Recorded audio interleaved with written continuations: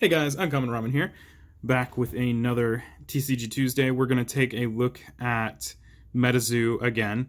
I think next week I will try to do a Magic the Gathering video, just because Strixhaven dropped recently. I'm not going to say it was in the last 3 days, but it took me a while to get some product in. Strixhaven was very popular. So without further ado, last Tuesday I did a video on Dingbelle, which is this guy right here. And it inspired me to make a deck. So I figured, oh, it's not focusing on that. So I figured this time around what we're going to do is just take a look at that deck and talk about the challenges that I've been having with it and see what everyone thinks about that.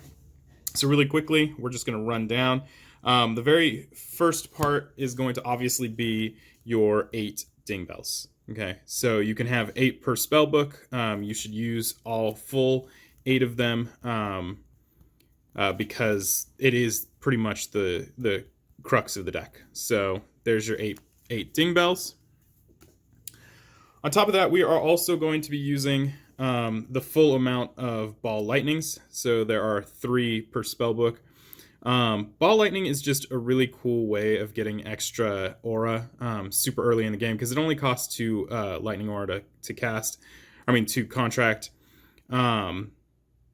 It does damage. It's kind of the equivalent to a crystal, because it doesn't have a lot of life points, but it does produce some extra aura for you at the cost of life points, but early game that's kind of negligible. So 3 Ball Lightnings just for that extra lightning aura.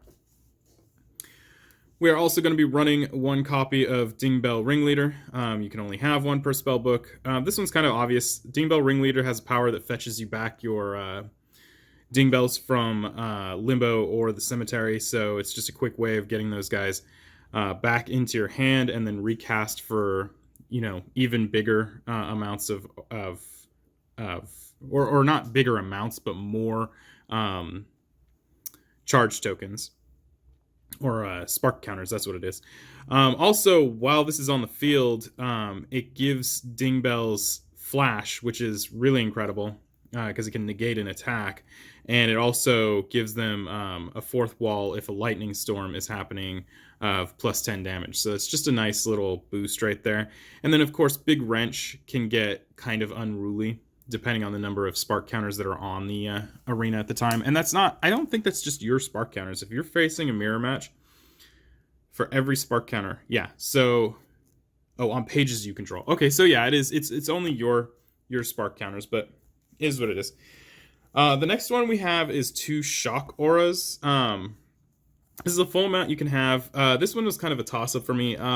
I have been trying to find a way to work in Lightning in a Bottle, because it's a very interesting card, and it can help you really bust the way the Dingbelle works, because you can get a good swing on first turn or the turn that you played it, I should say, to get some of those Dingbelle assistance out. But I think Shock Aura is more aligned with this theme in the fact that it creates an aura, or generates an aura of your choice, and it's also at the cost of 50 life points when you play it. So it's kind of like a shock land. When it comes into play, you lose 50 life points if you want it to come into play Awakened. Otherwise, it just comes into play Fatigued. And you can fatigue it at any point in time to generate 1 aura of any type. So I thought, well, this is about trying to make the Dingbelles as big as possible. So, this generates extra lightning aura. So that's why I onboarded this as opposed to lightning in a bottle. But like I said, at the end when we talk about some of the challenges, we'll see if there's still actually a chance to get lightning in the bottle in here while I still have Shock Aura. Shock Aura also has 30 life points. So it's another target for your opponent to attack if they deem worthy. We are also running 4 copies of Lightning Bolt. Lightning Bolt is just a nice way to deal with early game threats, and it also has a chance to paralyze. And I think paralyze is, for this deck, Paralyze can be very helpful, especially if you're facing something that is much bigger than anything that you've played. You can paralyze the beastie, bring their attack down to 0, and then try and swing in with as much damage as possible to eliminate it before it becomes a threat to you. So just Lightning Bolt is a good way to crowd control, I suppose. We also are running 2 copies of Bookmark. This one's kind of obvious. Bookmark's just a really good card. You get to draw 2 cards to your hand, and it costs 1. I think every deck kind of just benefits from drawing cards. So 2 copies of Bookmark. We are running our 1 copy of Chaos Crystal. I think every deck should run 1 copy of Chaos Crystal.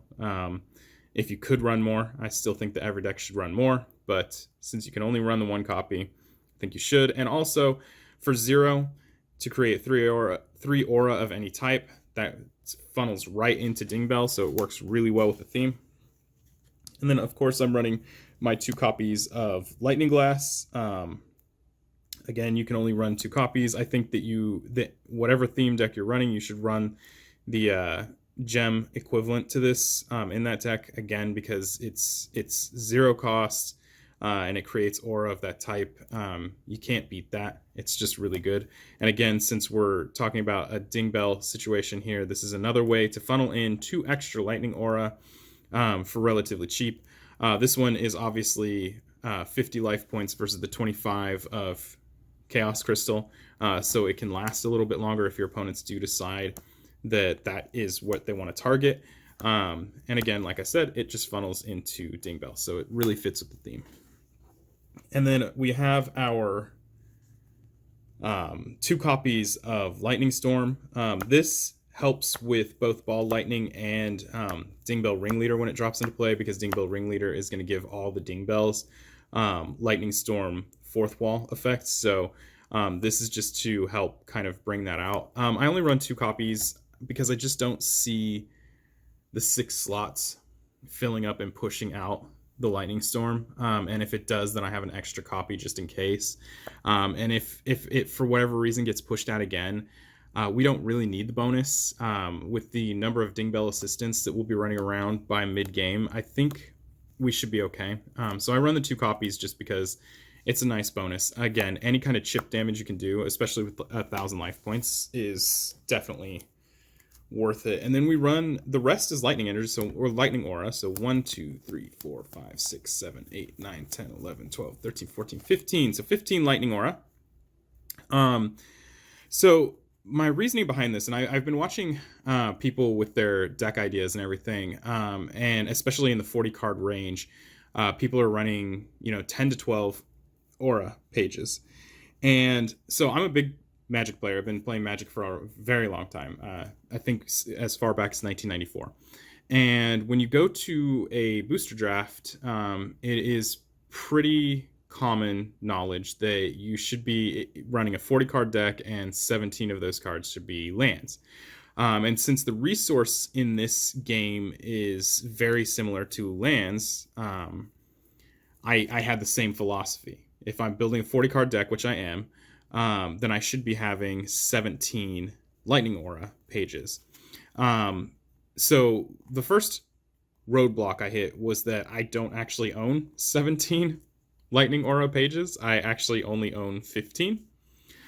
So I put the 15 in there and filled up the spots that I could. That's where things like, what was that card? There we go, Shock Aura. That's where Shock Aura came in. And the idea for Lightning in a Bottle came in. And then I played the deck a couple of times against a fire theme deck. And I was getting, even with only 15 aura pages, I was getting aura logged. I was drawing way too many aura. And that kind of blew my mind. Every time that I have ever played Magic, if I had anything under 17, I would never draw lands. And so to constantly be drawing the auras, it made it weird to me. So I have 15 in here, and I'm drawing too many aura. So obviously, I'm going to have to start dropping some of these aura out. I'm thinking, and again, leave some comments below and let me know. I'm thinking about dropping down to 12, which is really scary for me, because it just seems like I'm at that point I'm just not going to draw aura pages. But I think I'm going to drop it down to 12, which leaves 3 openings, and I might put those 3 openings to lightning in a bottle so that we can take advantage of first turn attacks with, or not necessarily first turn attacks, but the turn they come into play attacks from Dingbelle, so we can start really producing those Dingbelle assistants early on. So let me know in the comments below what you think. It scares me, but that's coming from a different game. Who knows why it feels different, but for some reason I was just drawing way too many aura. With 15, it came to a point where I was having to give away turns because instead of drawing something useful, I was drawing auras. I didn't have a ringleader in play, so it wasn't like I was able to bring back Dingbelles. It was all bad. So maybe you have suggestions for other cards that I should run in here. I'm not gonna run Chibi-Quetzal or Quetzalcoatl because it doesn't fall in the theme. Just keep in mind that the theme is about beefing up Dingbelles and using Ringleader to bring those Dingbelles back so I can put them back into play, and just really exploding with Dingbelle tokens on the field, and using those to kind of take out the competition. I was also thinking about paralysis, but I decided to go with Lightning Bolt because it does the damage, so I can take out early game threats and then use the paralysis for late game threats. But paralysis is still on the table as something that I could put in here to help crowd control big late game threats. So let me know. Maybe I'm crazy and I just didn't shuffle well enough. And if I give it a really, really good shuffle, maybe then we won't see as much aura coming into my hand like it was. Who knows? So that is my 40 card deck for Dingbelle. Like I said, we're trying to maximize the potential of aura that we're putting into a Dingbelle, and we're also trying to maximize bringing those Dingbelles back and recasting them or recontracting them for much more, using things like Ball Lightning and Lightning Glass and Shock Aura and Chaos Crystal to try and keep them filled. And even if your opponent does, for whatever reason, start attacking your Lightning Glasses and your Chaos Crystals and stuff like that, it doesn't truly matter. Mid-game, you're still dropping, a 5 aura Dingbelle. That's 50 damage. It's 60 if you have a Ringleader with a Lightning Storm in play. It's just, honestly, it's just a really interesting deck. So yeah, let me know what you think below. And if you like the video, please like and subscribe. And that's it, guys. Until next time, peace.